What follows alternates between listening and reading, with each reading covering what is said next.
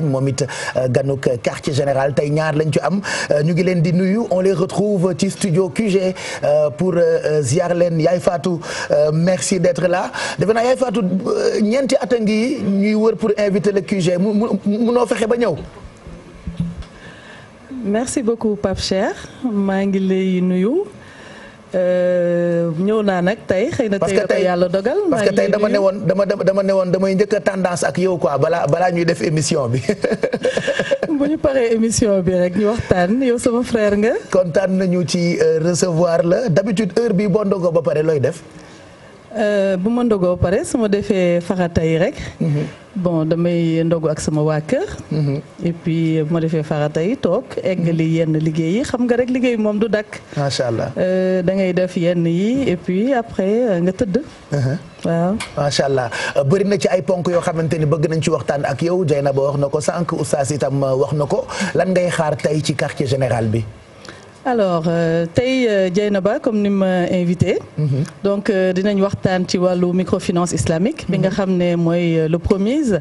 programme bi nga xam ne président Macky Sall moom la ma confié. pour implanter la microfinance islamique au Sénégal. parce que ni nga xamee ni benn volet moo fi mës a am mooy la microfinance classique. président gis ne ni mu bëggee xeex. ndóol. ak ñàkkum liggéey. te finance islamique def ses preuves partout. ci àddina bi mu ubbil ko ay buntam ci Sénégal donc plus particulièrement microfinance islamique bi ñu nekk programme nañ waxtaan ci loolu te aussi xam naa ak ci du ñàkk ngeen wax ci samay activité politique surtout ak le fait que ma nekk maire parce que ñun maire yi aussi ñun ñooy exécuter li nga xamante ni mooy vision président Macky Sall au niveau national. ñun ñoo koy exécuter au niveau local. voilà donc xam naa du ñàkk loolu dinañ ci waxtaan aussi. jeex na kon ñu ngi lay xaar bu ca kanamee ci plateau bi je sais que Naata Mbaye mu ngi waaj ay questions yu am solo ci wàllu politique ci sa diggante ak moom ki nga toogal itam maire la comme yow di monsieur le maire Samba Ndiaye maire bu Ndofane waaye moo jiite Sirne xam naa tey képp kuy nappkat di nga bëri looy laaj monsieur le maire. ñu ngi lay nuyu yow it ñu ngi lay gërëm ci teewaay bi tey ci quartier général même question looy def d'habitude heure bi boo ndogoo ba noppi monsieur le maire. Pape Cheikh maa ngi lay nuyu di nuyu ñu ci plateau bi yëpp di nuyu ñi ñuy seetaan yëpp parce que xam naa ne ñi ñuy seetaan bari nañu. di ñaanal ñëpp jàmm ci weeri koor bi ñu dugg ci bismillahir rahmanir rahim génn ci alhamdulillahi rabbil alamin maa ngi ziar aussi sama naataango maire bi fi toog kontaan lool fekk ko fi. weeri koor bi moom. xam naa ne Dakar moom neex na parce que climat bi tàngul ku génn Dakar di nga xam ne koor yi du benn. mbaa du Ndofane daa jafe woor. Ndofane nag intérieur du pays moom partout dafa tàng jiir rek. mbaa du tàng ba nit ñi réclamer ci mairie bi tàngoor bi di marche ak ñoom seen. exactement alors donc bu ñu dogee ba pare zappé télé yi seetaan décompressé. parce que journée bi yëpp dañuy sonn ak liggéey bi. donc loolu la ñuy def ay temps ñu dem Makka seetaan naafila voilà. donc ci loolu la ñu nekk quartier général aussi yi passé yëpp seetaan naa ko. ok loolu laa la bëggoon wax sax ndax saa yoo zappé da ngay delluwaat TFM. ndax damay delluwaat TFM seetaan naa madame le maire de Dakar seetaan naa Barthélémy ak Serigne bi ngeen invité démb ñoom ñëpp seetaan naa leen. macha allah macha allah kontaan nañu kon ñu ngi lay xaar ci plateau bi bu ca kanamee yow la ñuy tàmbalee d'ailleurs partie bu njëkk bi Aba No Stress ñu ngi lay nuyu di la ziar bërki démb may naa leen Mami Diop ak Per. ci Djibi Dramé ak Mama Chéri wala Mabo bu quartier général démb itam ma may leen Seexu Sarifu ak sama mbaxane tey daanaka Aba daa dagg ci piisu Dieynaba Seydou ba def koy dal lii laa leen bëgg a may ngeen photo ko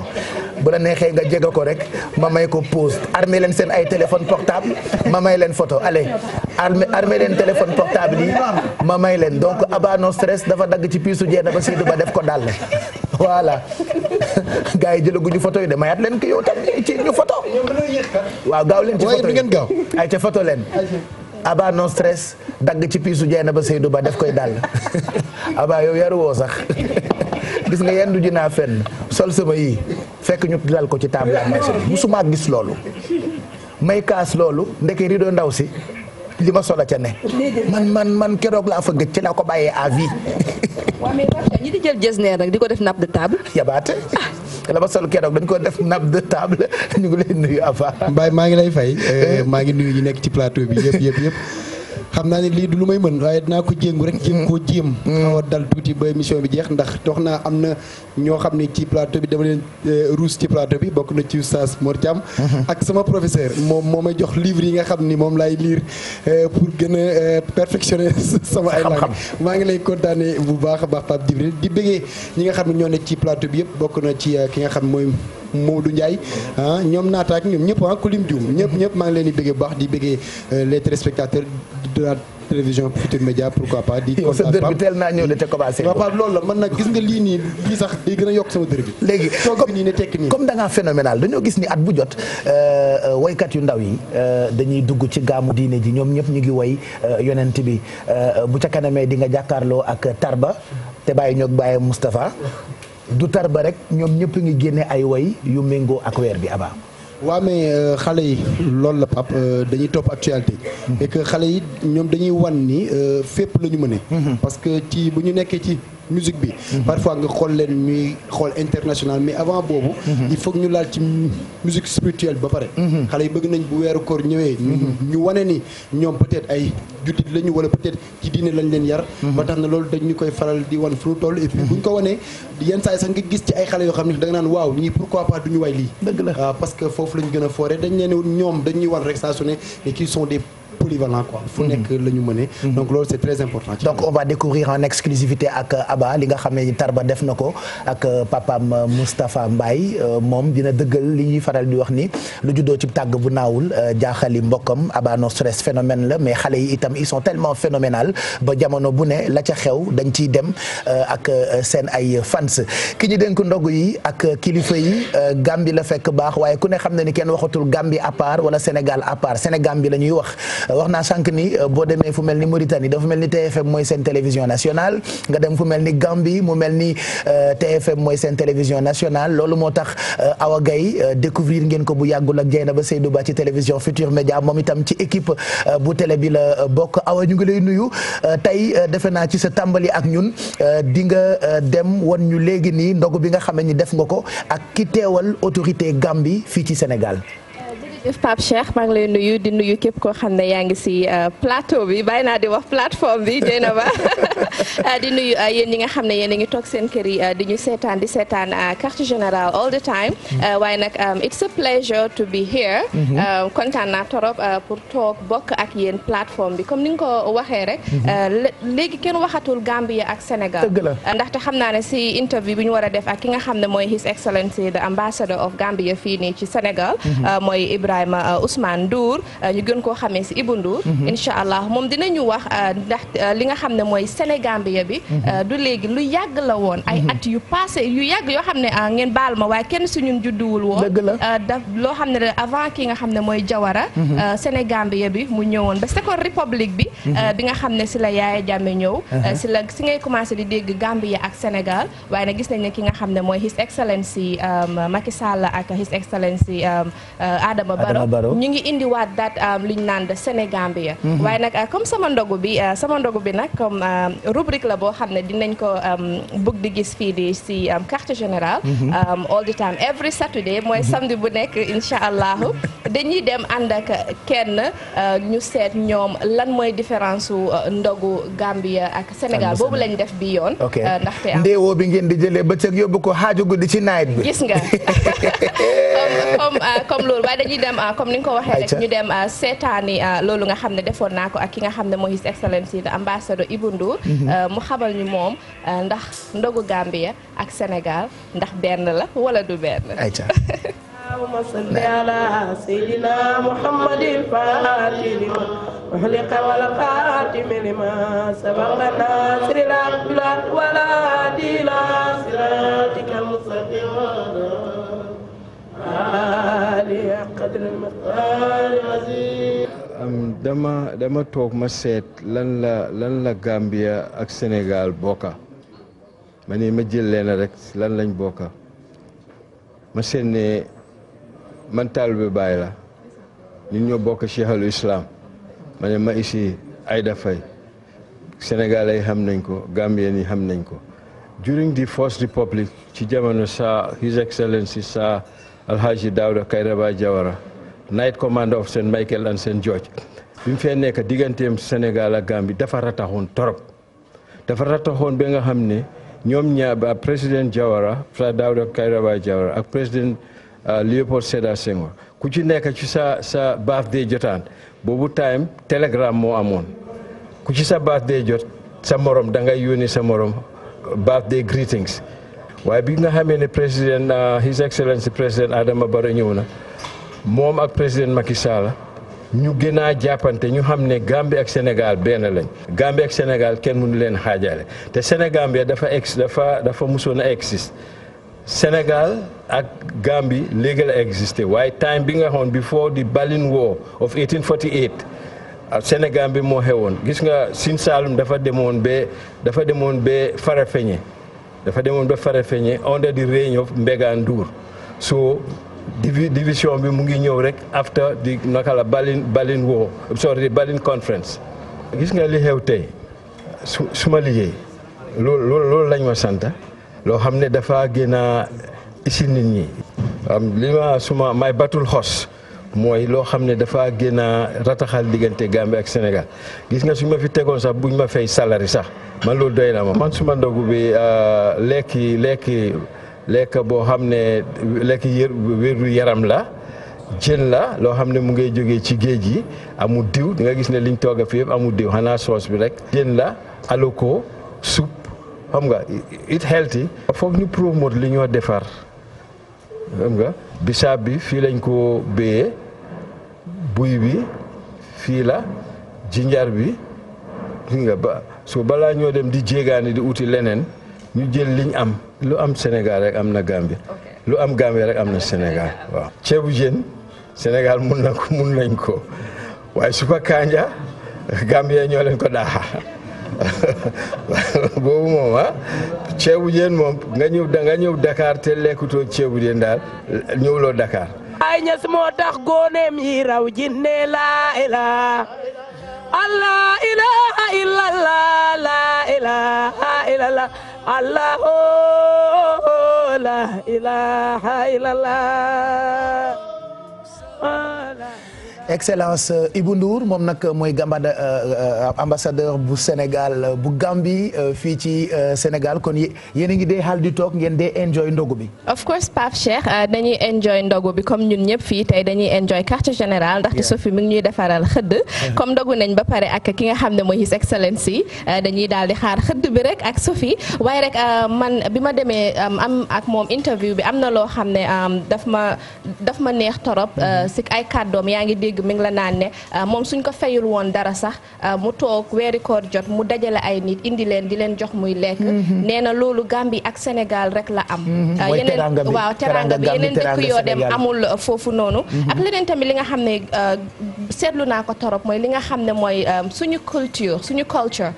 mooy leket ndaxte am Sénégal ak Gambie faral nañ naa wax sax Sénégambie mu ne ñu bàyyi di wax Sénégal ak Gambie waaye Sénégambie li nga xam ne mooy fondé dañ ko taamu torop si ndogu wala xëdd ba tax na moom loolu il faut que mu ndogoo ko te loolu am na fii nii biir Sénégal waaye nag lu mu ko doon lekkee mooy li nga xam ne mooy kook ak mbattu li nga xam ne man dafa raar xaw ma woon ne sax ne ambassadeur bi amoon na jot pour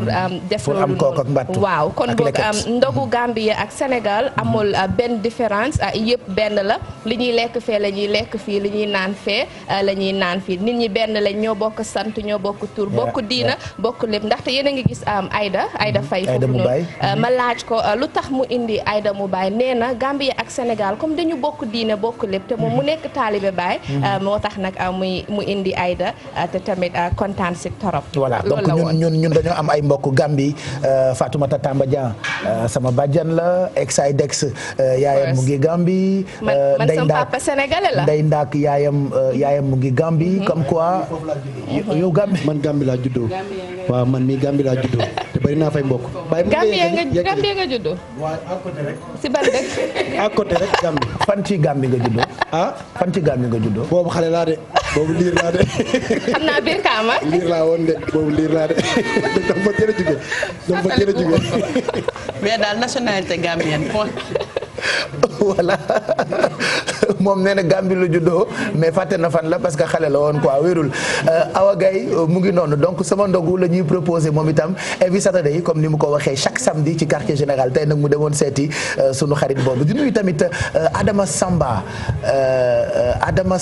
Amadou Samba plutôt Amadou Samba suñu xarit la moom it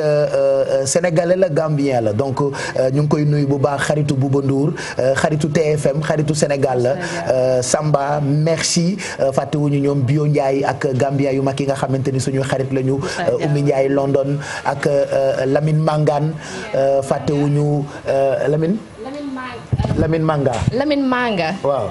Lamine Manga ñu ngi koy nuyu ak waa Gambie sama maye rek kooku il faut que ma jaajëfal ko ndaxte tey soo gisee ma am fitu toog si télé moo téye sama loxo jàngal ma rajo ak télé ba yàlla def ma am fit nag bàyyiwut ma benn yoon ba def nag mu daal ma gën a puus kon ba tey mi ngi may puus kon mu ngoog jërëjëf donc ñoom ñëpp ñu ngi leen di gërëm je pense qu'on peut découvrir invité yu ñuy waaj a recevoir suba dinañu ànd ak Adja Aïda Mbodj elle viendra nous rendre visite ñu waxtaan ak moom ci lu bëri Aïda Mbodj nag ku ne xam ne ni gaynde la donc suba dinañu waxtaan ak moom ci lu bëri on découvre d'autres invités d'autres personnalités yoo xamante ni yéen leen plébiscité pour ñu nekk invité quartier général.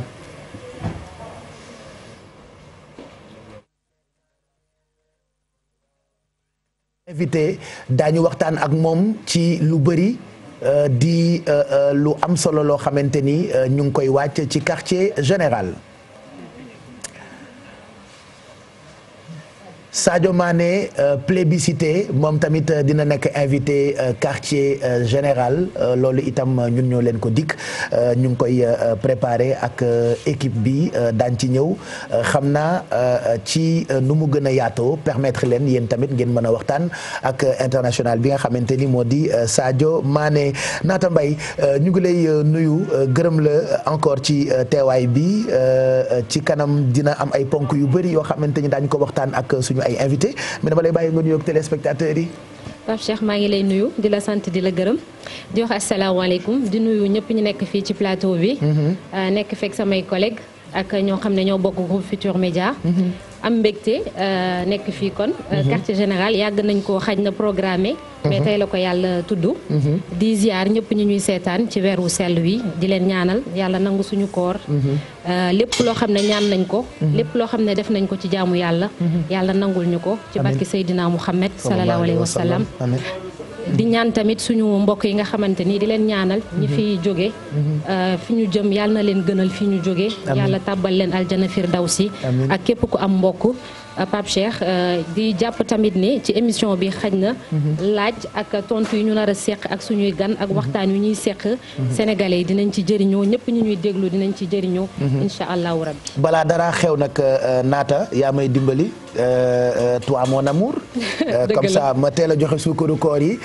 woote leen 88 628 22 22 ak yeneen numéro téléphone yi affiché wu ci suufu écran bi et puis ñëpp a bëgg a dem màkk oustaz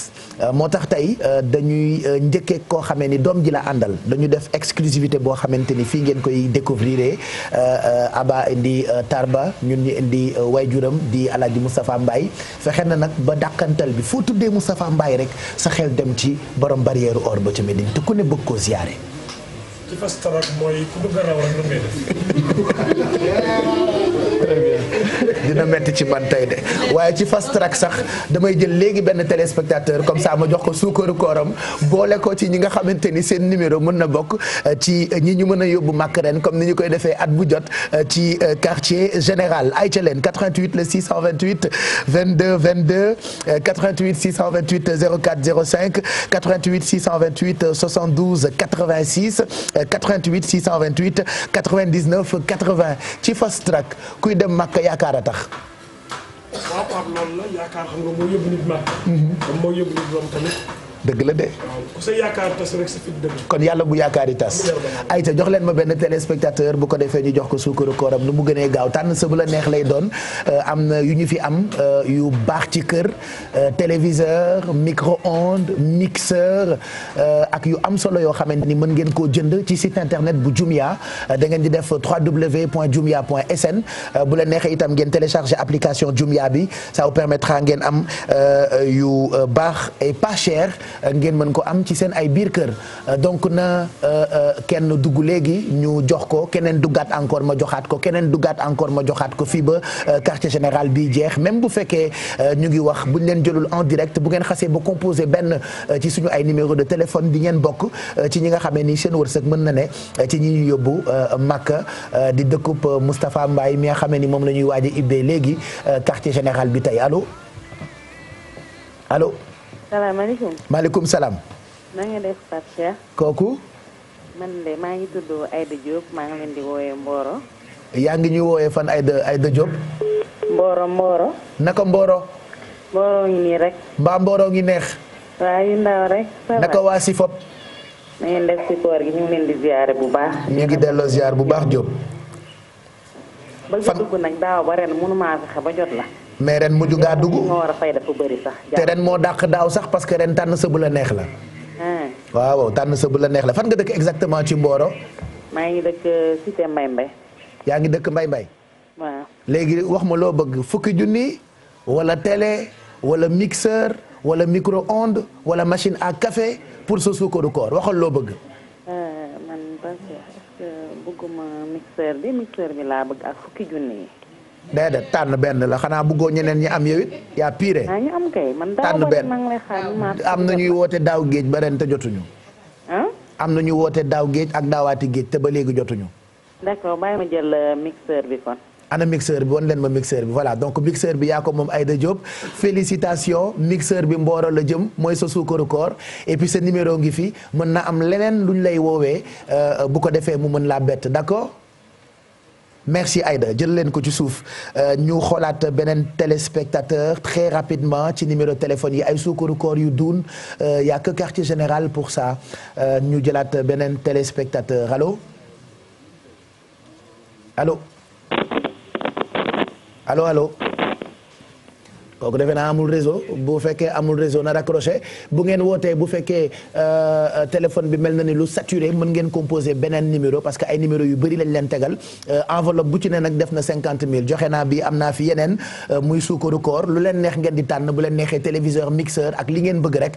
ñu may leen ko ci kaw ngeen wootee ci numéro yi affiché wu benn ci suufu écran bi allo allo allo allo ayca allo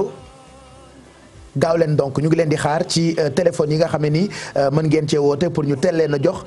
seeni suukaru koor Alaaji Moustapha Mbaye la ñuy bàyyi mu ubbi tey jotaay bi bu noppee Aïssatou Pay Fall daañu waxtaanee lu am solo ñu koy lekk ci weeru koor gi muy voilà tàndarma la ñuy waxtaanee ak Aïssatou Pay Fall bu ca kanamee en attendant autorail bu jubee gaar day corné Alaaji Moustapha Mbaye la ñuy bàyyi mu màddaal ñu ibil ñu jotaay bi laata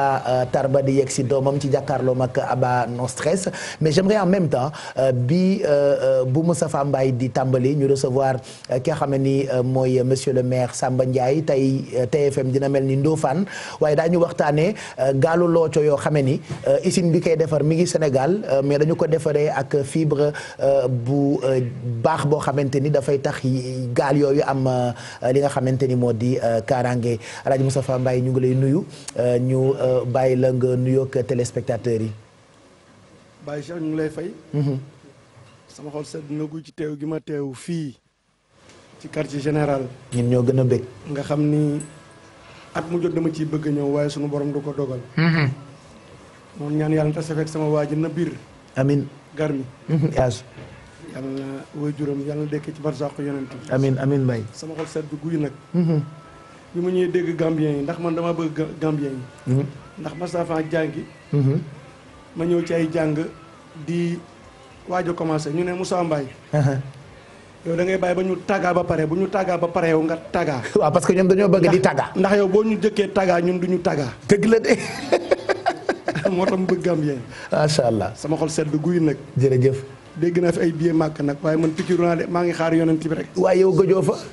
gëj naa fa kay. sa xarit la. en tout cas daal pikiru naa daal. pikiru nga. maa ngi xaar soppe yi. jeex na kon ñu bàyyi la nga bégal Nabiens yi. am loo ñu may en même temps ñu recevoir monsieur le maire Samba Ndiaye.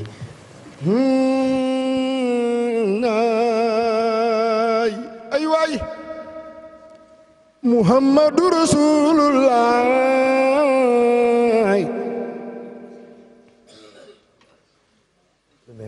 Merci d'être là. La ilaha illallah.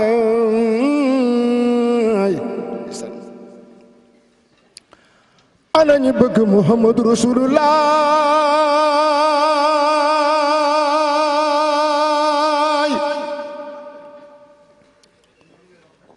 Muhammadu Rasulullah.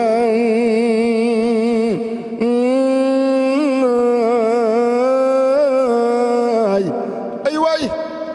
Muhammadu Rasulullah jëmm jooje moom mooy Muhammadu Rasulullah liman misla wooy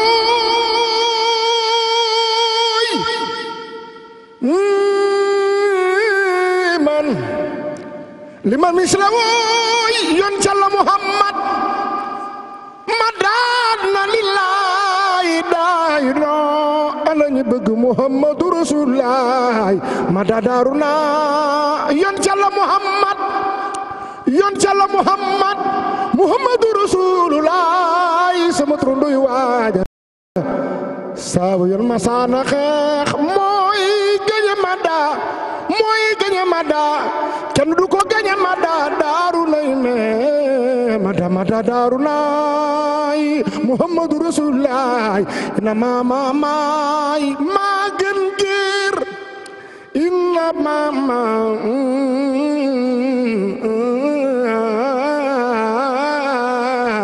ina mama ma yon calla Muhammad masalun sifati kalinasi kama masalun jumoy almaw bilay jëm jooje moom mooy Muhammadu Rasulullah anta misbaawoy ana ñu bëgg yon calla Muhammad kulu fadin fa matas duru ila anda wi kala duwaaw bay Cheikh jëm jooje moom mooy Muhammadu Rasulullah la kasatulay sama gërë gën ci giir ñi te mooy yon calla Muhammad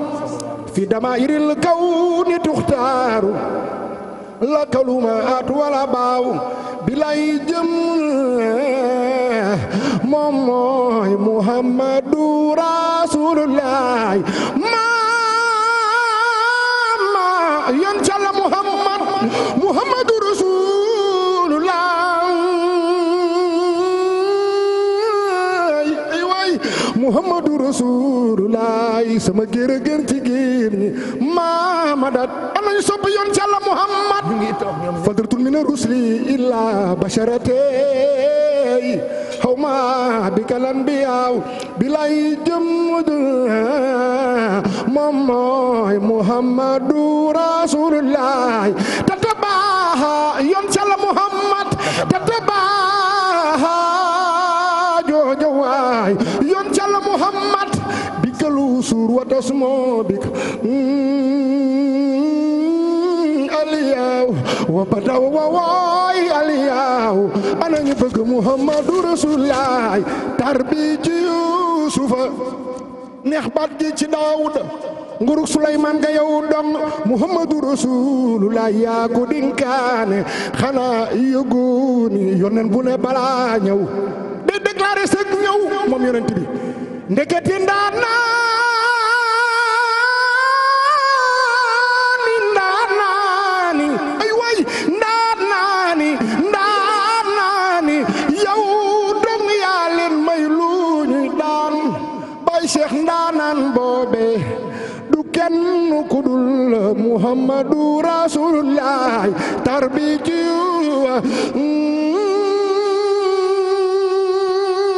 Yusufa ay way tarbu bi ci Yusufa anañu sopp yoon ci Yàlla Muhammad tarbi Yusufa ay way tarbu bi ci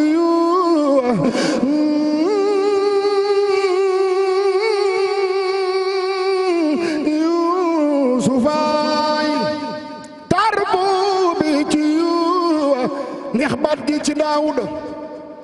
Baay Mor Nguruk Suleymaan nga yow dong Muhammadu Rasulullah yaa ko dinkaane xanaa yëguni yonen bu ne balaa ñëw day déclaré sëg ñëw moom yonent bi ndekete ndaat naani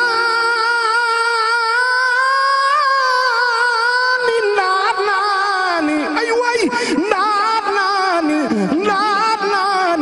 yow ndaanaan boobe du kenn ku dul Muhammadu Rasulullah tatabaha wooy sama gërë gër ci génn tatabaha wooy ma bëgg sallallahu alayhi wa sallam tatabaha tatabaha wooy Muhammadu Rasulullah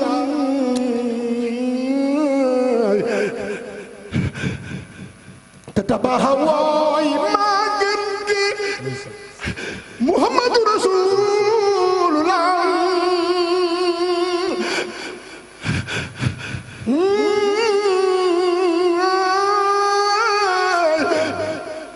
Muhammadu Rasulullah sama jërëgën ci géer ñi tatabaha wooy yoon ca la Muhammad bika luusur wa dasmo bika aliyaw lisan wa bada wooy aliyaw wa bada lil wujudi minka karim ana ñu bëgg yoon ca la Muhammad min karimin abawooy kramaaw bilay jëm jooje moom mooy Muhammadu Rasulullah ndax sabul yoon ca la Muhammad tasabul hula bil hula xaladat adnu jaw ma jaw saw bilay jëm jooje moom mooy Muhammadu Rasulullah wa mu ay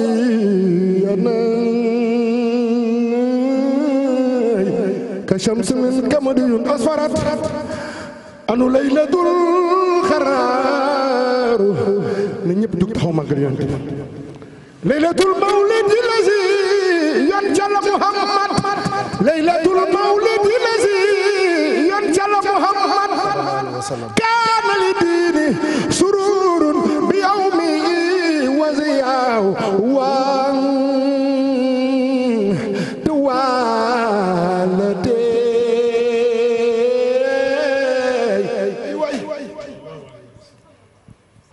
sallallahu alayhi wa sallam sama xol seet na wuy macha allah jërëjëf sëñ Moustapha ñu ngi àndaat ak yow léegi yaa ngi ànd ak ki nga xam ne ni ndono gi matal na ko di Tarba tey la génne lu bees tax jagleel ko ki nga woy léegi di yonent bi waree fam la daañu ko découvrir bu ca kanamee dañuy tàmbali nag waxtaan wi ak monsieur le maire wala ay surtout da nga bëgg ñu dem ci tàndarma très rapidement ñu dugg ci voilà donc tàndarma mooy fruit bu ñu gën a utiliser période bi ci koor gi n'est-ce pas. waaw Baye Cheikh maa ngi nuyu ni ñuy seetaan di nuyu ñi toog ak ñun ñëpp comme ni nga ko waxee tàndarma mooy fruit boo xamante ne ci weeru koor bi ñëpp xam nañ ne moom la ñuy dogee mais lu tax ma tànn ko mooy ne dafa bokk ci li ñuy wax les fruits du paradis donc dafa am élément bu ñu jotoon a def suñ si munee dem gaaw après ñu dellu suwaat ci plateau bi wax lan mooy les fruits du paradis ak lan moo taxit tàndarma ñu tànn ko ngir bu ñuy dogu mu nekk li nga xamante ne mooy njëkk ci suñu gémmiñ Baye Cheikh.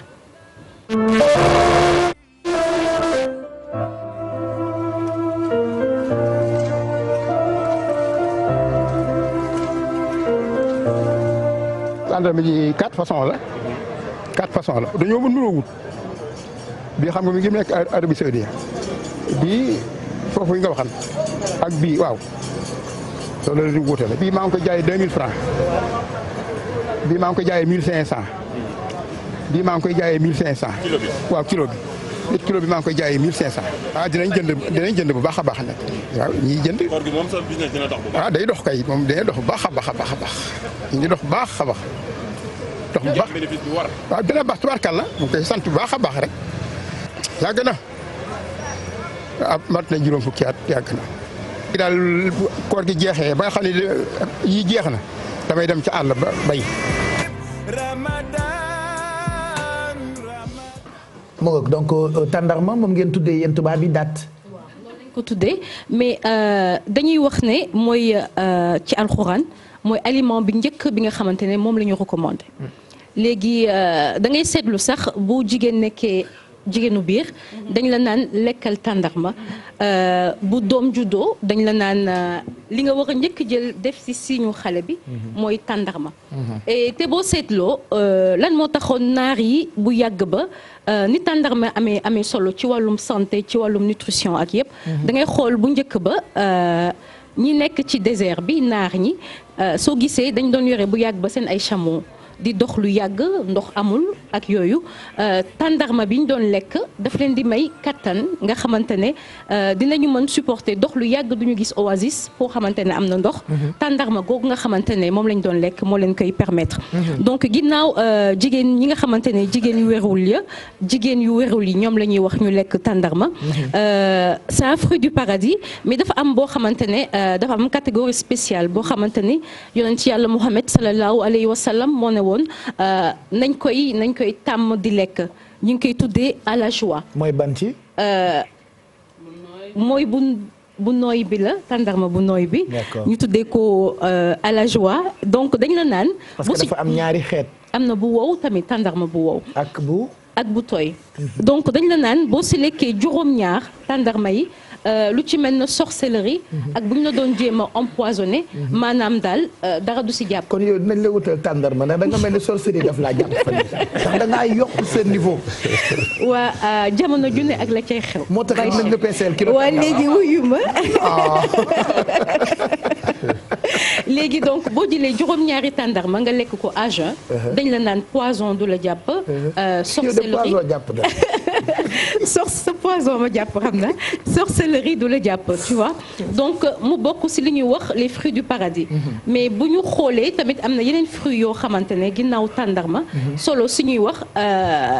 am na yeneen fruits yu ci mel ne figue yu ci mel ne raisin yooyu yëpp ce sont des fruits du paradis dañ la naan figue ay ñamu àjjana la voilà ay ñamu àjjana la dafa mel ne melon bii ngay gis ñamu àjjana la maanaam non melon xam nga xaal mooy pastèque melon bi mooy bi ñu tuddee pout xaali milon waaw xaali melon voilà boobu tamit ñamu àjjana la dañ la naan bu dee da nga koy jox jigéenu biir fooy def ñoom neew ñoom kóoni foo leen di def. ñoom neew ak kóoni loolu suñu fruit la ñu fruit sauvage. waaw fii ñun ñoo ko moom waaw mu am lu bëri lu muy def ci suñu yaram. donc boo jëlee melon nga jël jigéen bu wérul nga jox ko mu lekk. dañ la naan xale bi sax day taaru. jikkoom sax day dem ba rafet. léegi mu nekk figue mu nekk raisin mu nekk lem mu nekk melon. même meew bi sax dañ la naan ñamu àjjana la donc mu nekk loo xamante ne même grenade bi dañ lay wax ne boo koy lekk maanaam diiru 40 jours lépp luy seytaan daf lay daw boo ko lekkee même yenn xalaat voilà yenn xalaat yu waaw moom xam naa dina si gën a sax am lu mu si yokk léegi même yenn xalaat yi ngay xam nga nit dina toog sax am yenn xalaat yu ñaaw yu nekk ci boppam mais dañ ne booy lekk grenade loolu yëpp si diiru 40 jours loolu yëpp daf lay daw donc loolu taxoon ma taxaw tuuti si tàndarma wax ci ne voilà donc bokk na ci fruit du paradis et que duñu xaar rek lii nga xamante ne mooy weeru koor bi pour lekk ko defe naa ne c'est très bénéfique pour la santé moom la ñuy wax aliment santé aliment de bénédiction maanaam ñam daal la bu yàlla wàccee boo xamante ne bëri na ay bienfaits ci wàllum wér gu yaramu aadama donc aliment santé aliment je dirais purificateur. d'accord te boo ko dee xóoyal yenn yi du xormet. Baye Cheikh. bàyyi noonu rek léegi oustaz bu amee lu mu si yokk ci loolu. mu yokk ñu si tuuti xam-xam man wax naa si li ma xam donc moom xam naa am na loo xamante ne war na ko mën a yokk. ci wàllum te du borom xam-xam yi ne lii ñamu àjjana rek Makka la fekk baax oustaz. waaw xam nga tànn premièrement nit bu koy lekk ci dog rek mu ngi dund sunna donc moment boobu mu ngi dund lu yeneen ci bi doon dund sallallahu alayhi wa sallam parce que tàndarma la doon dundee li gën a ëpp ci moom bu koy doge loolu la doon doge mais importance bi mu wax ci al ajwa yeneen bi saa sallam dafa wax ne ajwa soo ko lekkee même bu ñu la liggéeyoon wala nga wala posan nekk ci yow yàlla da la ci musal dama wax léegi ma ni bu fekkee nit ki dafa jëfandikoo tàndarma moment bi mu koy jëfandikoo ci dog moment boobu mu ngi dund sunna yonent bi alayhi salaatu wasalaam beneen bi mooy tàndarma bi mu tudd léegi mu tudd ajwa dafa am lu ci yonent bi wax setti ko ci soo demee ajwa dafa am ay qualité am na bu sew bi am na bu dijj bi mais boo ko gisee dafay ñuul comme palmaan soo demee da ngay gis ay paqueté di wax ne bii mooy ajwa nga dem ñoom nag dañoo honnête bokk nag ñeneen jaaykat yi soo laajee ajwa rek danaan leen mu ngi nii mu am ay catégorie mais nit ñi dañ koy jël di ci jëfandikoo juróom-ñaar par jour bu fekkente ni bi am nga ko su ko defee mu dindil la lépp lu nekkoon ci yow ci poison wala sorcellerie loolu mu wax noonu yonent bi alayhi salaatu wasalaam kon lu wér la loolu macha allah beneen bi ci des mooy tàndarma dafay réguler dafay niveler ni deretu doomu aadama bi di doxee donc kon lu am na solo moo tax du lu ndaw rek yàlla jox ñu ni tàndar maa ngi nii li mu wax ne ñamu àjjana la lu wér la macha allah baax na ci kuy gis baax na ci ku wasin baax na ci ku ëmb baax na ci ku feebar yëpp macha allah macha allah en tout cas am na solo donc ñu ngi lay gërëm bu baax Aïssatou Paye Fall Aba nag dafa ne moom mooy spécialiste bi tey élément bu fi jàll rek am na ci commentaire waaw ay ca commentaire très rapidement ci tàndarma waaw bàyyi man li ma ci xam rek mooy ñun comme noonu mu ko waxee bu wow beeg bu tooy beeg bu kii bi donc ku ci nekk ñun am nga boo xam ni moom moo la ci neex man moom dama préféré bu tooy bi moo la gën waaw man moom bëgg naa bu tooy bi mais li mu wax ni am na solo lool ci tàndarma waaw d'accord merci fruit du paradis la balaa ñu jàll ci beneen gëstu bi ñu leen defal tey jëm ci wàllu dëkkuwaay ak Dieynaba Seydou Batal dama bëggoon ñu tàmbali waxtaan bi nag ak monsieur le maire merci encore d'être là am na gëstu boo xam ne ni defagum nañu ko d'abord laataa ñuy développer parcours politique bi sa diggante ak président Macky Sall ak yi nga xam ne ni def nga ko biir Ndofane j'aimerais qu'on regarde reportage bi nga xam ne ni def nañu ko Bijou ci gaalu looco yi ñu dégg ni Sénégal am na usine bu koy defar ñu koy defaree ak fibre optique fibre de verre Pape Cheikh donc soo ko déggee sax daf lay jaaxal ndax verre bi ci nekk te verre ñun toj lañ ci xam et effectivement fibre de verre yi à partir de plusieurs catégories de verre la ñu ko defaree mais dañ ko yóbbu ci température yoo xamante ne température yu egg ba ay 1500 degrés pour def ko mu fondre bu ñu paree boole koog yeneen substance chimique yoo xamante ne dafay développer li ñuy tuddee propriétés yi nga xamante ne moom la fibre bi di am ci propriétés yi nag am na ci boo xamante ne dañ ko tuddee inertie chimique c'est-à-dire pour mu réagir ak beneen matière wala naaj bi réagir loo ko wala seddaay wala dara dafay presque inexistant et puis dafay résister bu baax ci ay choc te dafa am capacité d'isolation oyof dëgër ba tax suñu nappkat yi war ko mën jël ko dem géej wala ñu utiliser ko pour transport ci biir géej gi d'ailleurs ci reportage bi dañ leen di permettre ngeen découvrir ñaar ci gaal yooyu benn bi nga xamante ne pour napp la ak beneen bi nga xamante ne pour transport la pour plus de sécurité ak plus d'économie ndaxte buñ ko defaree dina yàgg bu baax a baax donc dafay yaxanal suñu poche. ngeen gis nag ñoom la ñu njëkk a defaree li ñuy tuddee fibre de verre ñi ngi génne ci usine bi nga xam ne ci weeru janvier bi ñu weesu ci lañ ko inauguré genn gi ngir napp la geneen gi ngir transport dañ leen di tester dugal leen ci géej gi xool nu ñu mel li nga xam ne moom mooy gaalu napp gi nag moo njëkk a dugg ci ndox mi lu mat fukki nit ñi ngi ci biir ak ñaari inspecteurs yu bàyyee ko ci agence nationale des affaires maritimes.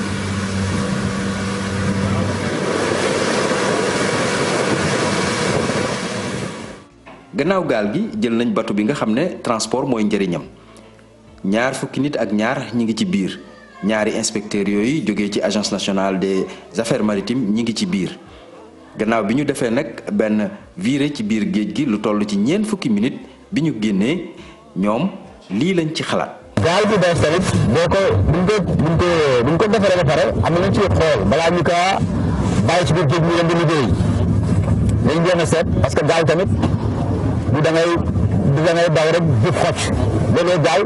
il faut mu jàdd droite jàdd gauche loolu yëpp il faut ñu seet ko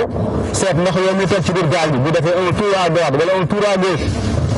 nan lay gaal bi ci boppam nan lay comporté ak ñi nga xam dañ toog ci biir gaal bi ñoo nit ban sensation la ñu am c'est-à-dire loolu la ñuy yëg man nag comme inspecteur man li ma ressentir bu ñu ko defee relation à droite à gauche man je me sentais à l'aise ça veut dire que il a une bonne tenue de relation en tant que technique yooyu daal bu ko defee def mën nañu wax ne gaal am na satisfaction loolu mën wax. bii nag c'est équipé de réflecteurs radar loolu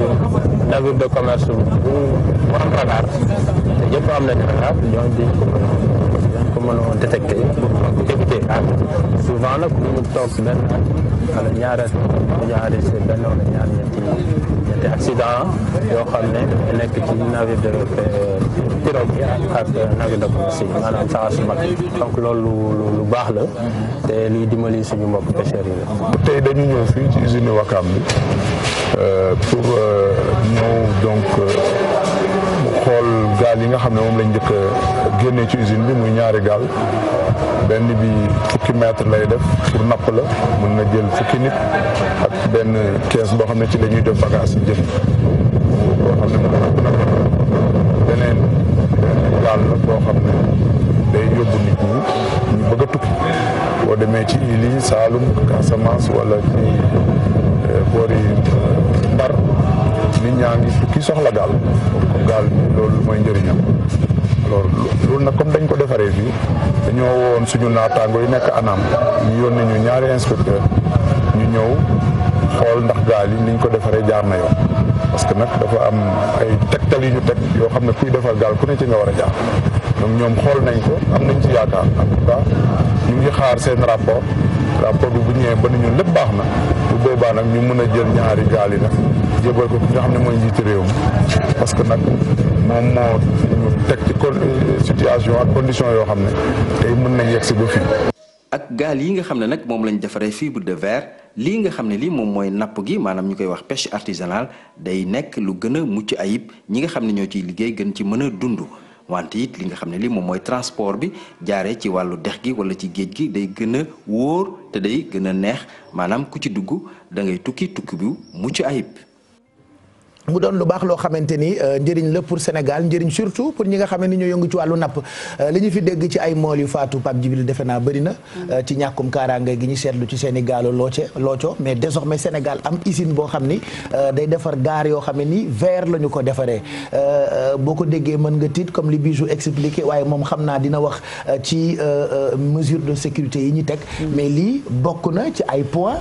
yu ñu mën a tuddee des trains qui arrivent à l'heure. Mais bien sûr. Et li ma ci gën a kontaan mooy quand l'initiative vient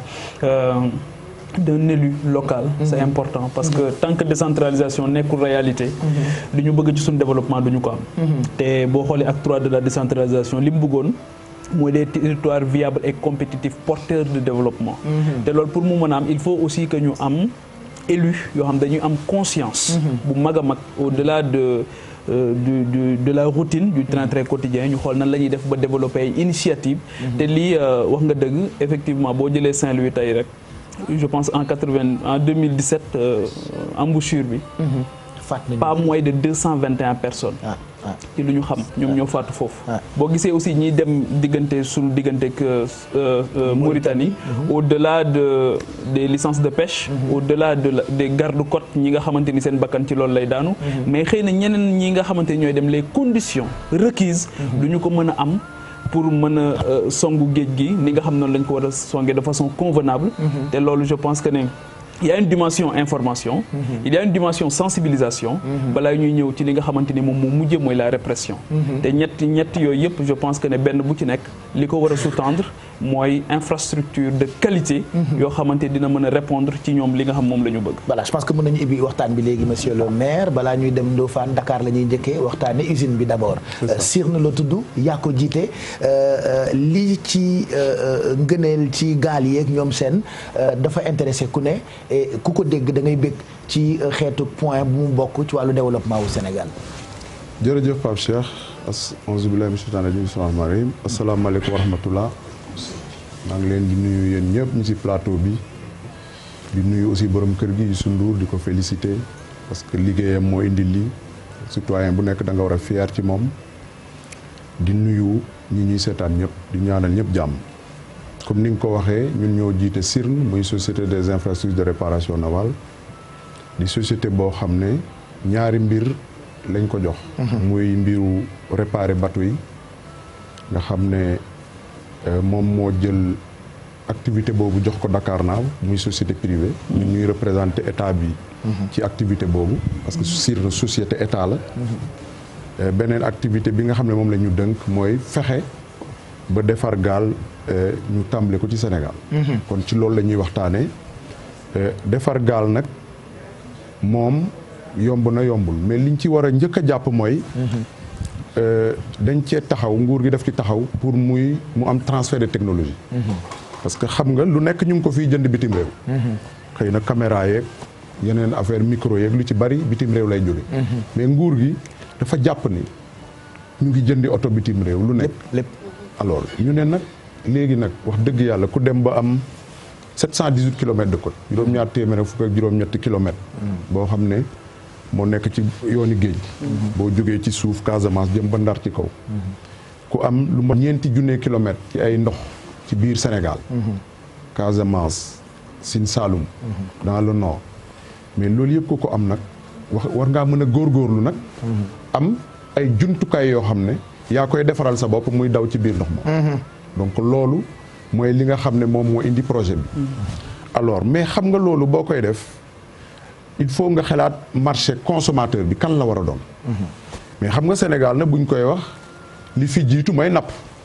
napp moom mooy suñu koom bu jiitu ci la ñuy mooy gën a dugal xaalis ci réew mi kon da ngay ne naa njëkk a defar gaalu napp parce que boo ko defaree nappkat yi mot na 20 junne kon boo koy jaay di nga am ko jënd loolu xam nga tey boo fi doon defar avion ci biir réew mi ne da nga koy jaay xëy na du gaaw de booy jaay benn xëy na benn ci at mi lay doon mais gaal moom soo koy jaay moom ñu bari dinañ ko jënd loolu benn la ñaareel bi mooy mais gaal yooyu du pour napp rek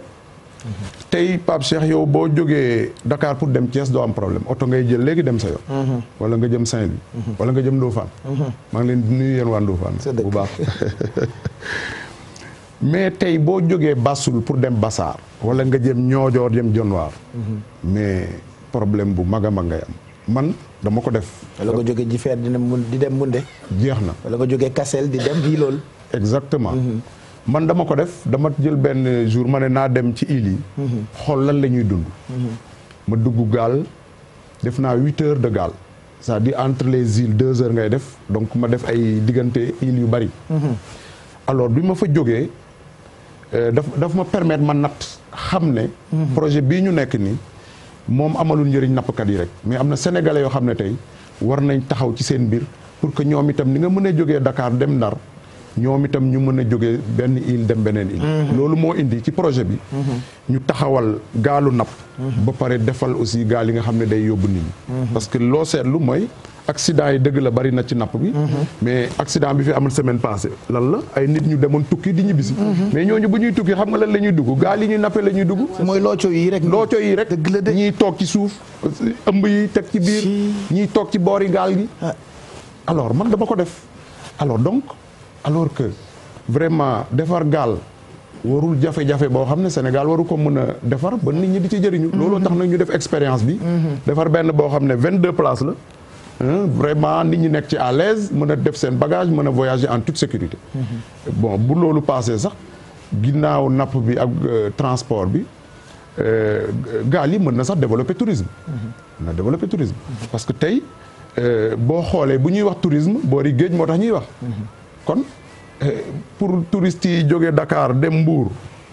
maag buuba ñu ngi ciy wax sànq jógee Dakar dem Mbour wala jógee Dakar dem Kayar ak dem wala dem def pêche sportive loolu yëpp donc gaal mën na ko alors ba am ay gaal taxi voilà parce que bari na ci ay dëkk yoo xamante ni ndox mee leen séparé jógee Dakar dem Gorée wala jógee Dakar dem Kayar wala dem Thiaroye loolu yëpp mën na ko Augustin Senghor ñàkk ñëw quartier général bi ñàkk taxi ñàkk bateau guddi gi moo ko teree ñëw ci émission bi xam nga loolu yema naqari xam nga loolu du yoon liggéeyee moom mën a ñëw loolu du yoon léegi nag ñun ci taxawaay boobu la ñu taxaw ba tax na fi mu nekk ni société bi fi njëkk a am ay waa CFAO la ñoom ñoo lëkkaloo ak ñun ak waa Yamaha bu Japon loolu moo indi usine bi ñu defar bon muy usine nag bu ndawagum boo xam ne xëy na li muy génnee du bareegum mooy 150 à peu près lay def par an ñun première année bi ñun Sirna ñun ñoo commandé yëpp parce que liñ ci bëgg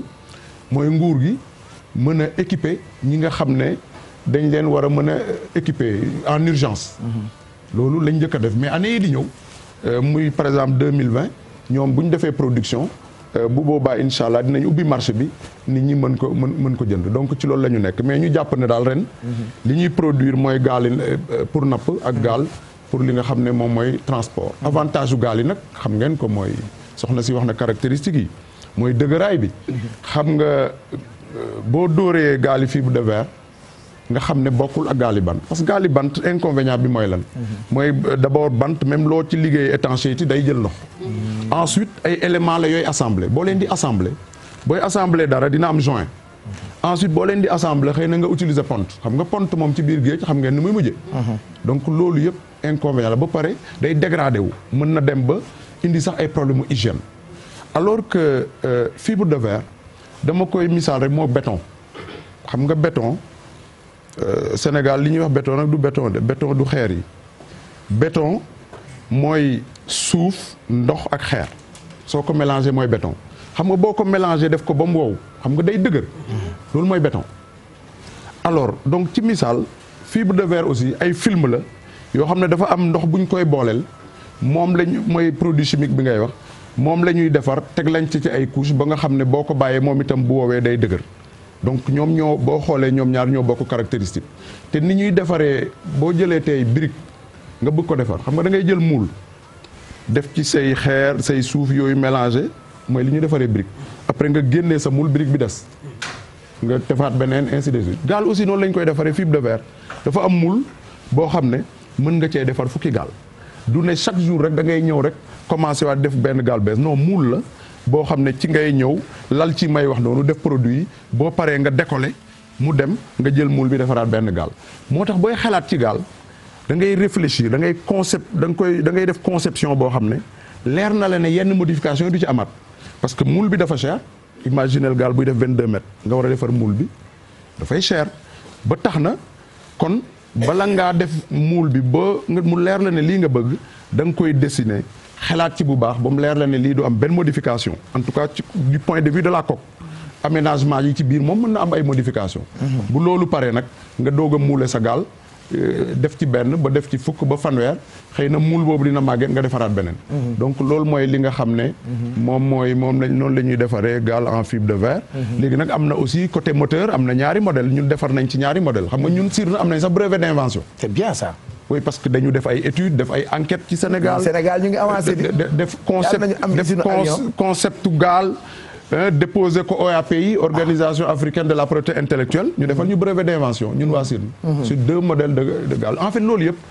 dañ doon wane ne rek maanaam mbir mi moom boo taxawee liggéey africain war ngaa mën a def lu nekk war ngaa mën a sos lu nekk ba am sa këyit comme ni gars yi di amee seen këyit ci marque oto yi parce que lépp ay doomu aadama koy defar voilà donc loolu def nañ ko ba am nañ li nga xam ne moom mooy suñu brevet d'invention donc li ci des daal mooy aussi ñu xam ne comme ni ma ko waxee sànq benn usine doyul donc il nous faut d'autres usines imaginez tey maa ngi wax ne 150 la ñuy produire bu ñu yemee ci napp gi rek 20 000 pêcheurs ou 20 000 pirogues su fekkoon ne tey dañ bëgg a changer 20 000 pirogues même booy def 1000 par at ñaata at ngay def 20 ans nga war a def 150 par année ça veut dire que donc pour nit ñi ñëpp am gaal demain c'est pas la veille donc il faut ñu am yeneen partenaire loolu nag ñu ngi ci. ak nguur gi kilifa yi fi mu ne nii am na ay benn usine sax bu ñu war a def Mbour ak ay partenaires espagnols. bon ñëpp dina am ñoo xam ne dinañ ne woy pourquoi des partenaires étrangers mais xam nga mbir aussi boo ko mënul da ngay am woyof jàng. waaw ñi ko mën nga dem ci ñoom jàng ñun ba ñu nekk ak Japon dem nañ Japon ma yóbbu fa benn équipe ñu former leen dinañ nañ ñeneen yi ñu ngi leen di former mais loolu mooy tax ëllëg sénégalais yooyu génn dem créer benn usine di defar seeni gaalu bopp donc affaire bi aussi nañ ko jàppee noonu ba tax na donc partenaire espagnol bi ñu am moom itam ñu ngi koy orienté pour mu dem Mbour parce que aussi buñ jëlati comme ni ñuy def toujours rek def lépp Dakar nañ dem Mbour loolu la ci loolu lañ leen di jubal fi mu nekk nii pour bu ñu demee foofu def usine commencer produire xëy na bu ñu amee beneen partenaire yóbbu ko dans le nord en Casamance wala dans le Saloum bu ko defee Sénégal fu ñu nekk am usine comme ça ñu mën a produire nit ñi mën di tukki tranquillement voilà ñi bëgg a def tourisme sax bi yow mën nga jënd gaal vacances bu jotee nga jël sa njaboot ngeen dem dans les îles du Saloum fi mu nekk nii mënoo ko parce que xam nga ne boo demee conditions yi du baax donc loolu lu ci am solo la donc ñun dañuy sant yàlla bi nga xamee ne yàlla teg nañu foofu ñu commencé liggéey bi mu metti lool nag ñu am ci jafe-jafe bu nekk xam nga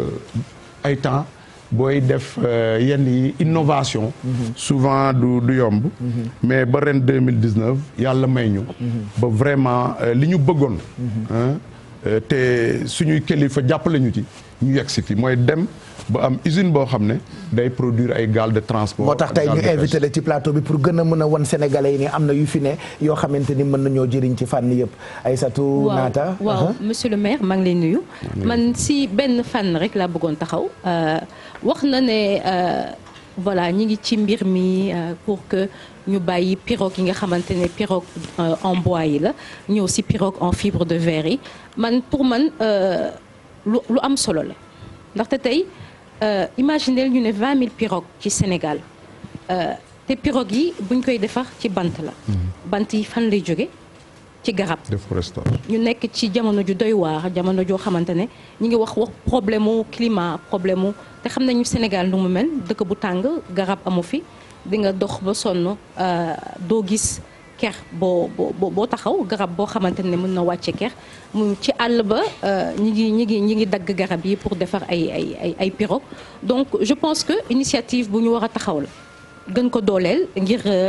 ci wàllum écologie ñu taxaw si gën a jàppale suñu réew ndax xam nañ ne mbir mi nekk na mbir mu doy waar donc defe naa ne ak sax ci wàllum sécurité duwal rek ci wàllum écologie wàllum sécurité gis nañu comme ni ngeen ko waxee nappkat yi ni ñuy génnee àdduna bu metti donc defe naa ne progrès war nañ si dox bu baax ndaxte ñu ngi en 2019 di dugg 2020 waxuma ne gaalu bant waratul am waaye defe naa ne bu ñu ko waxee dépassé sax defe naa ne du tey donc loolu si mën def daal si seen kéemtalaay kattan ngeen taxaw si ngir kaaraange ñi nga xamante ne ñoom ñoo ñuy indil jën ñi saa su ne ak jàppale suñu wàllum écologie noonu rek laa amal lu may wax. merci. Naata. monsieur Ndiaye maa ngi lay nuyu. di rafetlu teewaay bi fii. yaa ngi koy wax sànq ci wàllu accident yi nga xamante ni dafay am semaine passée week-end bële. gis nañu mbir mu tiis bi am fële ci Elou Balir nekk ca Casamance juróom-ñetti nit faatu ci te ñu ngi fàttaliku tamit bu yàggul dara Bettenty ñoom tamit ci anam yooyu ñaar fukk ci ay jigéen wala lu ko ëpp sax nag. ndax dafay wane ni Sénégal dañoo am benn retard bu mag a mag ci wàllum transport fluvio-maritime parce que booy xool accident bi mujj bu ñu lay expliquer sax dañ la naan ñi yéegoon ci gaal bi dañ doon njëkkante pour dem ñibbi parce que xam nañ ni gaal boobu bu leen rëccee xañ na dinañ fa fanaanaat wala dinañ fa toogaat ay waxtu yu yàgg te dañoo am njaboot te dañoo am jëkkër ak leneen ak leneen tamit li xewoon Bettenty xew Elou Balir xew tamit yeneen diwaan ay accident la loo xamante ni ay catastrophe kenn prévoiru ko waaye ndax loolu bu amee soxlawul tamit ñuy jël ay mesures d'urgence bañ a xaar nee nga usine bi 150 lay def at wu jot nappkat yaa ngi taxaw di xaar insulaire yaa ngi toog di xaar kon certainement dina am ay mesures yoo xamante ni dañ koy def ngir régler problème yooyu ay bakken di rot bakken yu rot kenn bugg ko donc il faut vraiment que ñu trouver ay solutions ndax am na ay mesures d'urgence yéen a ngi ciy xalaat bañ a toog di xaar chaque année ngeen di def 550 pirogues yooyu en fibre de verre pour mën di soulager quand même population yi insulaires yi surtout ak développer tourisme bi ni nga ko waxee sànq. waaw kon li may njëkkee mooy soxna si li nga wax. rafetlu ko parce que déforestation maanaam gaalu bant yi moom ñëpp xam nañ li muy indi. li muy indi mooy da ngay dagg garab benn gaal xëy na sax mën nga dagg ñaari garab donc loolu boo calculé woon yem ci 20 000 yi rek mooy ñaata garab ngay dagg 40 000 te gaal yaa ngi màgget ñu leen di changer donc c'est un cycle. bala nga ko doon xam man j'ai fait le tour de yenn dëkk du ma leen tudd mais damay gis bant yi ñuy jóor non vraiment doy na waar. maa ngi naan kon moom ñun deseetuñu benn garab. dëgg la de loolu moom deseetuñu bant. lu ñu war a xeex la. te comme ni nga wax impact bi ci climat bi. ba pare dafa am wax naa beneen inconvénient mooy caractéristique ku bant ci boppam mooy dafay xuur. donc voilà donc yooyu yëpp te jën yi ñuy lekk aussi mën na am sax mu affecté ko. donc dafa bëri daal inconvénient bant bi mais nag ñu ngi rendre hommage suñuy maam ñu ngi leen di rendre hommage parce que nag gaali bant yooyu moo ñuy indil ñu am 250 milliards d'exportation en 2017 attention suñu gaal yooyu mooy tax ñuy lekk jën. suñu gaal yooyu ci la gars yi di tukki en attendant donc dañ leen rendre hommage mais àddina mooy dox dina toog benn moment nga war a nag boo gisee ñeneen ñi def leneen lu baax nga rey ci lu baax ñoo yokk ak li nga am ngeen dem ñun côté boobu surtout la ñuy mettre l'accent jëluñu ay bateau yu ñeneen ñi di def ñun suñuy gaal la ñu jël moderniser ko xam nga li tax Youssou Ndour di dem deful rab wala affaire yooyu seen rock de xam nga lu mu jël mbalax bi la jël dugal ci tuuti kii ko ba nekk star mondial nit da ngay gëm sa bopp ñun gëm nañ suñu gaal moom la ñuy jël def ko fibre de verre moderniser ko comme ça ñu mën a jëm kanam donc loolu je crois que lu am solo la li soxna si wax bon depuis le Sénégal est né depuis xaw ma kañ boobu léegi gaali bant lañ am bon léegi nag mën nañu alhamdulilah comme yaakaar am na ñu ngi indi ay gaal de transport yii di def 20 places yii di napp kon xam nañ ne léegi au moins nguur gi seetaanul mu ngi fexe pour loolu dañ fi te wax naa ni aussi ñu ngi ay partenaires yoo xam ne ñu ngi taxaw bari nañ nag bon mais ñi ma ciy tudd mooy espagnol yi parce que actuellement ñoom la seen affaire gën a wóor pour ñu def benn usine à Mbour donc ñoo ñëpp ñu ngi liggéey ak ñoom pour que usines yi yokku parce que looy doog a tàmbali moom mënta gaawee niñ ko bëggee donc loolu mooy li nga xam ne moom moo fi nekk et je sais que ñu ngi ci waxtaan di xool très rapidement naka lañ mën a produire ay gaal yoo xam ne dinañ leen ko mën a jox ci yenn îles yi pour que nit ñi mën di dem di dikk donc loolu mooy li nga xam ne mooy mesure ba pare nag nguur gi dafa yombalal ñi nga xam ne ñoo installé wu ci affaire gaal yi mooy dafa leen defal exonération ba nga xam ne pour matériel usine bi produit yi nga xam ne moom la ñuy defaree gaal muy fibre de verre muy yeneen produits chimiques yooyu yëpp du am taxe donc ça veut dire que nguur gi mu ngi taxaw pour yombalal leen pour ñu mën a installer wu très rapidement mën a produire ay gaal pour nit ñi mën ko jëriñoo ensuite. kon mën nañoo jàpp ni gaal yi buñ ko produire ba pare dina yomb ba nappkat yëpp mu war ci mën a am. waaw yomb bi ñaar a koy indi. mooy li ma la wax noonu affaire taxe yi mais beneen bi aussi. xam nga Pape Cheikh booy def mbir. da ngay calculer aussi coût bi donc dimension bi tey ba xam nga logiquement gaal bu def 50 mètres ak gaal bu def 10 mètres prix bi mënul nekk benn. donc option bi ñu jël mooy defar ay gaal yu yem yoo xam ne. nit ñi dinañ ko mën a jënd. parce que Sénégal aussi da ngay tenir compte ci pouvoir d'achat bi. ba tax na bi ma leen wan ni 22 places la d'ailleurs bu mag la pour ñun. mais am nañ yu 15 places am nañ yu 12 places. parce que fi ñu xool mooy tey li ma doon wax sànq boo bëggee dem Ndar mën ngaa dugg minicar 15 places. mën ngaa dugg taxi 7 places. loolu moo accessible. mais xam nga boo bëggee jënd bus ça devient plus cher. alors ñun aussi noonu rek la ñu xool dañ ne dañuy def gaal yu ndaw yu 12 places. nga xam ne citoyen bi nekk moodu bi. mën na jëndal papaam wala frère am benn gaal du 12 places ne ko nañ def transport. demal defi transport. wala gaal boo xam ne 15 places la. yooyu prix yi du cher. mais boo bëggoon def tey gaali camion wala gaali bus buy def 200 places mais kan moo koy jënd. gaali bateau ba pare pour mu fees pour mu waa gaali bato xam nga loolu pour dem diggante île ak île et puis pour mu fees ñaata temps ngay xaar donc li gën mooy ñu def ay gaal yu ndaw 12 places bii bu demee rapidement keneen ñëw fees keneen ñëw comme ni ñu koy defee ci transport yi boo maraîcher ak garage Ndofane ñun noonu la ñuy def donc loolu mooy li nga xam ne moom mooy taxawaay bi ñu taxaw donc ay mesures la yoo xam ne nguur gi jël na ko pour vraiment régler problème mu accident yi en mer. Pape Djibril après waaw. mesures d'urgence maanaam li nga xamante ni xew na bu dara xewee ça c'est tembe il faut quand même ñu jël ay matukaay yoo xamante ni lu ni mel du amaat parce que c'est très rare ñu dépasser benn mois wala ñaari mois te dégguñu ni gaal suux na fenn ay doomi aadama faatu ci que ça soit des pêcheurs muy nappkat yi wala de simples citoyens ay passagers ñoo xam ne dañ cee duggoon di dem benn bërëb ak beneen bërëb ak leneen li ma bëggoon xam tamit mooy ndax dafa am benn ordre de priorité ci bu ngeen demee ba commencer di séddale parce que je pense ci benn interview boo defoon wax nga ni am na yenn ci gaal yoo xam ne seex na daf koy jël jébbal ko njiitu réew bu mu jébbal ko askan wi waaw wala déet ci ban anam lañ leen koy joxee en plus ñan lañuy ñan ñoo nekk priorité voilà alors d'abord li ma bëgg a leeral mooy xam nga citoyen bi aussi problème mu sécurité moom daf ci am lu mu ci war a def xam nga oto bu ñu la nee boo duggee ta ngay takk ceinture boo duggee takkal ceinture parce que accident mënta ñàkk gaal aussi gis nga gilet de sauvetage yi doon jar yi war a jar juróomi junne xam nga ñaata lañ leen koy jaay déedéet 2500 wàññiwaat nañ ko gilet de sauvetage yi ñuy waaw 2500 accident yi ngay gis yëpp kenn du ci sol gilet mais kon citoyen bi aussi dañ leen di wax ne ñu ngi ut solution mais en attendant nguur gi yombalal na leen gilet kon na ngeen di sol gilet de sauvetage parce que bu fekkee ne accident am na di nga tëmb bañ fekk la fa sauvel loolu aussi dafa baax ñun ñuy conscientiser population yi ñu xam ne ñoom taxawaay boobu yéen gilet de sauvetage ngeen wax waaye man kaw bi te maak ñoom a yam dafa am réalité socioculturelle boo xam ne ñun ñëpp a ngi ci defarkatu gaal yeeg nappkat yi ay gàllaaj la ñuy jiital ba prévoir ngeen fu ñu ñuux gàllaaj ci gaal yi parce que tere na nappkat yu bëri jënd gaalu fibre de verre yi parce que dañ naan ak fibre de verre bi du ñu am fu ñu dugal gàllaaj yi yéen a ngi ree rek waaye ñun ñëpp a ci yamit wala ñu naan man bu ma takkee gilet day mel ni dama ragal du ñu sol gilet de sauvetage dañuy gàllaaju waaw wala nga ne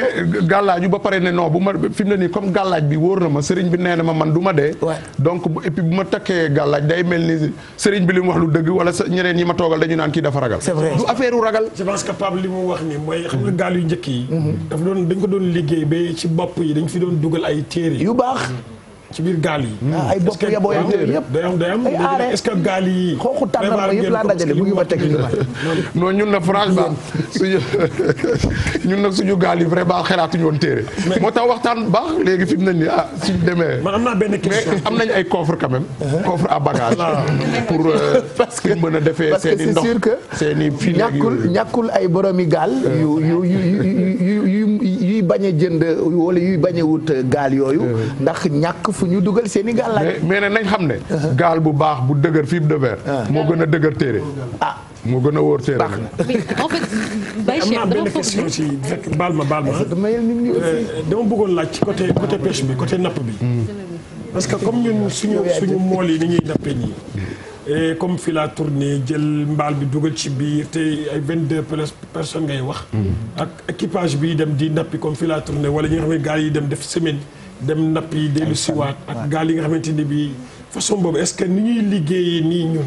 est-ce que prévoir nañ gaal yu mel noonu pour mën a liggéey loolu alors xam nga ñun bala ngaa def projet da ngay def étude ñun def nañ étude benn document boo xam ne mat na ñaar téeméeri page boo xam ne lépp loo soxla ci napp bi ci affaire yu gaal yi mu ngi ci biir étude boobu lim ñu woon mooy presque parc bi presque boo téeméer boo jël juróom-benn fukk yi gaalu napp pour dem nappi benn bés ñëwaat la mooy gaal yi nga xam ne maanaam autour de 10 mètres la fukki mètres mais am nañ presque 15% ci gaal yi yoo xam ne ay gaal yu mag a mag la mooy yi ngay wax yi nga xam ne day dem géej yàgg fa ma wax la ne tey boo demee fi ñuy wax phare et balise di nga fa fekk benn gaal bu 20 mètres sama partenaire yooyu bi ñu demee Espagne ba waxtaan dama leen ne da ngeen di defal modèle prototype boo xam ne dinañ ko essayer donc tey boo demee phare et balise ñu ngi fa gaal de 20 mètres boo xam ne war nañ ko essayer pour que ñu xam ne gaal mën na def aussi mën nga defar fibre de verre boo xam ne mën na def 15 jours en mer nga napp ci façon napp bi nga bëgg donc mais yu ndaw yi ñu def lu ci ëpp pêche du jour la moo tax ñu defar ko donc vraiment loolu yëpp sóoraale nañ ko te modèle yi ma lay wax mu ngi fii à Dakar te li ci am solo aussi mooy chaque fois ñun dañuy liggéey ak nappkat association pêcheurs yëpp dañu leen ci impliqué jox leen gaal yi ñu essayé ko ay weer ay at sax lay wax ñoom sax laa bëggoon ñu déglu muy pêcheurs yu Mbour yi ñoom jot nañu wax seen xalaat ci gaal yi nga xamante ni usine bi koy defar mu ngi fii Sénégal pirogue en fibre de verre njëriñam mooy améliorer li nga xamante ni bii mooy gaal yi nga xamante ni bii mooy gaalu cosaan yi fi nekkoon ñu indi ay gaal yu bees yu nga xam ne dafa nekk en fibre de verre yu am ay durée de vie yu nga xamante ni dafa yàgg lool parce que boo xoolee sunu gaalu cosaan yi dundam mënul passé juróomi at or gaalu fibre de verre mën na am 25 ans ba 30 ans de vie bu fekkee borom entretenir na ko ni mu waree. conséquence am benn la lenn bokk na si. moom bëggul xeer parce que tamit képp ku ko am tamit il faut ngay moytu fu am xeer moom soit nga seet ko mu teer ci ay xeer dafay yàqu wala nga teeral ko ci ay xeer dafay yàqu parce que c'est en fibre de verre mais ginnaaw loolu bu dee suuf kese la dindi sable kese même bu teeroon ci ginnaaw bu teeree amul problème boo paree da ngay dindi suuf si rek raxas te mbalaat sa daal. waaw nappkat yi moom jafe-jafe bi beneen rek la mooy dafa seer. moom les pirogues en fibre de verre bu fekkee dañuy wax dëgg dafa seer te boo xoolee pêcheurs yi yoruñu xaalis boo xam ne bii liquide la pour mën a ñu ngi gaal gi mu ngi jar tant de millions ñoom ñu ñëw rek mën ko jënd. ab message bi may lancé nguur gi rek moom comme moom dafa bëgg a changer parc piroguier bi moderniser ko donc il faut moom muy jàppale mool yi jàppale bi nag mooy donte prix yi mu mën a jar donte dañ leen koy lebal. soit mu dugal si loo xam subventionné ko ñu lebal leen ko à long terme bu ko defee ñu liggéey fay non fii Mbour moom amagul ñu ko fa am mais xam naa vulgarisation yi def nañ ko fi testé ko fi ñu xool ko def si ay observation def ay rapport jox leen ba tey jii taxawal nañu benn atelier boo xam ne bi ci Wakaam ay gaalu fibre de verre rek lay defar am na yeneen tamit partenaires yu commencé bëgg a ñëw tamit pour installer wu pour ñoom it di defar ay gaalu fibre de verre te lu partenaires yi gën a bëri mu gën a arranger population yi au moins bu amee concurrence prix yi dina mën a wàccee pour mu gën a accessible. ñu doon déglu Adama Sall moom nag mooy président wu nappkat yi nekk Mbour mu indi ay précision ci gaal yi donc ñoom gis nañ ci intérêt Pape Djibril loo ciy wax. ak en fait man li ma doon wax léegi xam nga bi ñu koy commencé interpeller dañu wax ci décentralisation. c'est-à-dire que aujourd'hui est-ce que am na partenariat public privé lay nekk wala loo xamante ni di ngeen mën a aider les collectivités locales en tout cas ñi nga xam ñoom ñoo gën a am problème boobu ak seen population pour ñu mën a accéder facilement ci gaal yi. leneen li mooy le plus souvent ñi nekk ci secteur boobu secteur informel la. est-ce que tey jii y a un travail de quantification qui a été fait ak d'identification ba nga xamante di ngeen mën a atteindre seen cible le maximum possible. question bi may jeexale mooy wax nga léegi ne dañu détaxer les entreprises yi nga xam ñoom ñooy ñëw di def ça rejoint un peu le fast track mais dafay am solo saa bu amee création ak maintien d'emploi te transfert de technologie ak transfert de compétences su fekkee ne am na aussi ce serait important mais le plus souvent dinañ ko wax mais dans la réalité dafay poser problème c'est-à-dire que yéen transfert de technologie bi ak transfert de compétence bi ndax daf leen di yóbbu ci par exemple Yamaha bu nekkee ak yéen pendant un certain temps buy dem bàyyi leen fi aussi bien le dispositif mais la gestion aussi ay sénégalais yu ñu tàggat ba ñu mën a nga xamante ni mën nañu defaral après les états limitrophes wala genre yu mel noonu est-ce que ce travail aussi a été fait. waaw vraiment question bi am na solo.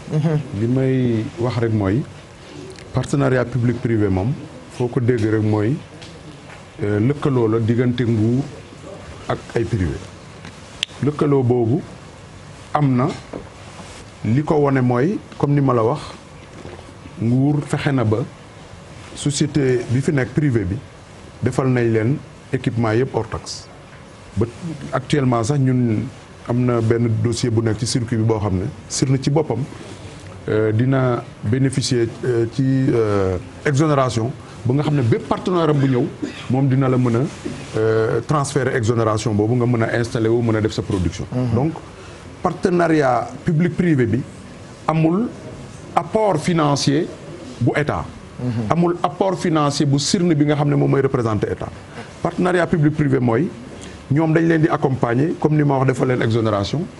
dañ leen di accompagner ci ñu installé wu am site par exemple boo xam ne dinañ fa mën a def seen usine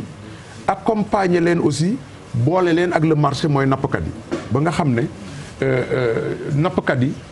dinañ xam kan lañ war a jaay mooy li nga wax sànq. parce que tey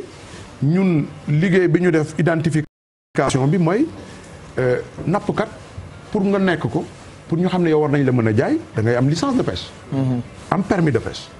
donc ça am gaal. ñun loolu mooy conditionnalité yi ñu teg. tey boo waroon a jënd du question ne yow da ngay nekk journaliste ba mu neex la rek nga ñëw dem usine ba ne leen jaay leen ma gaal.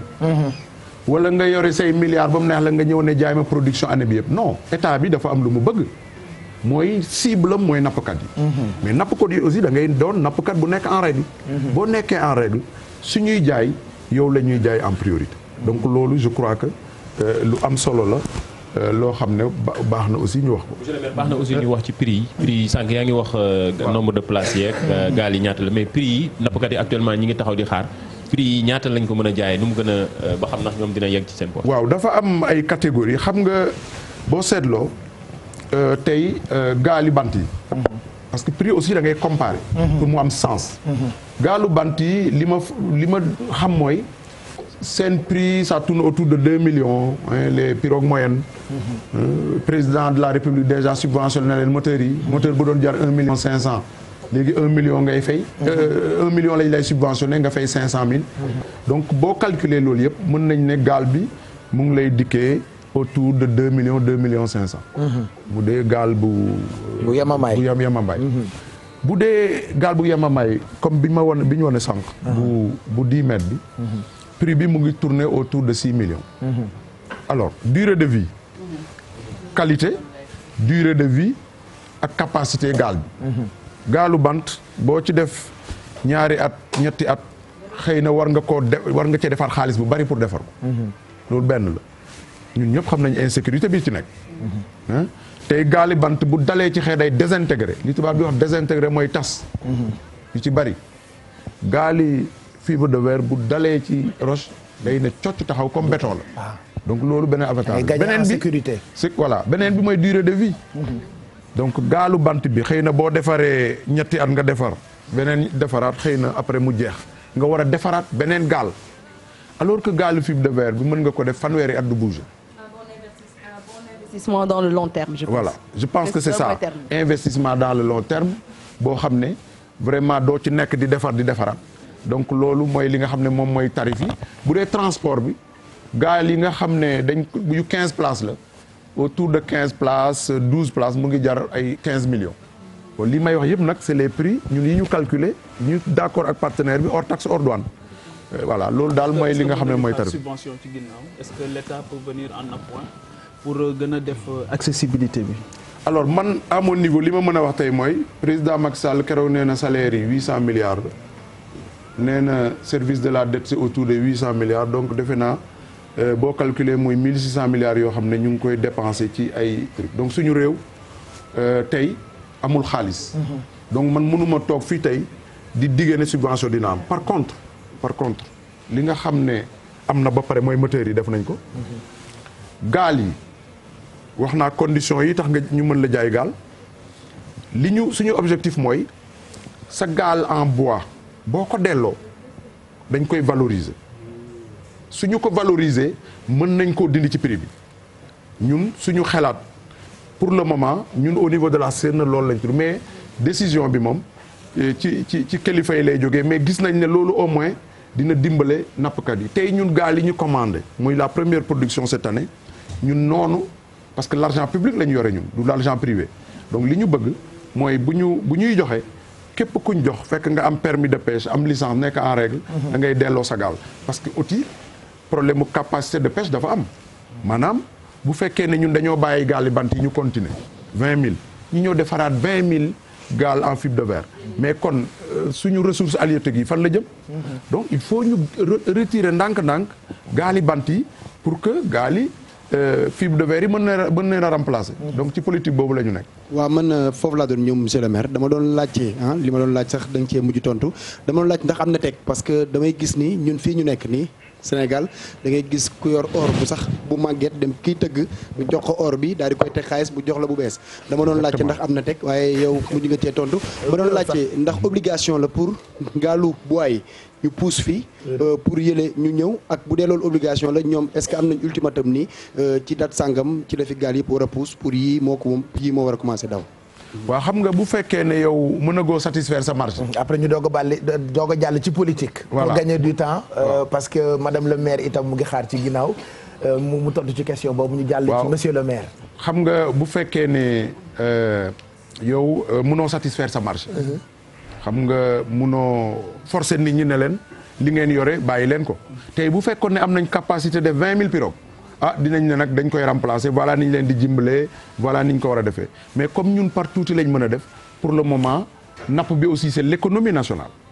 économie maritime dafa am te napp bi mooy base bi donc il faut ñu bàyyi leen ñu continuer napp ñun tam ñuy def mbir mi ndànk-ndànk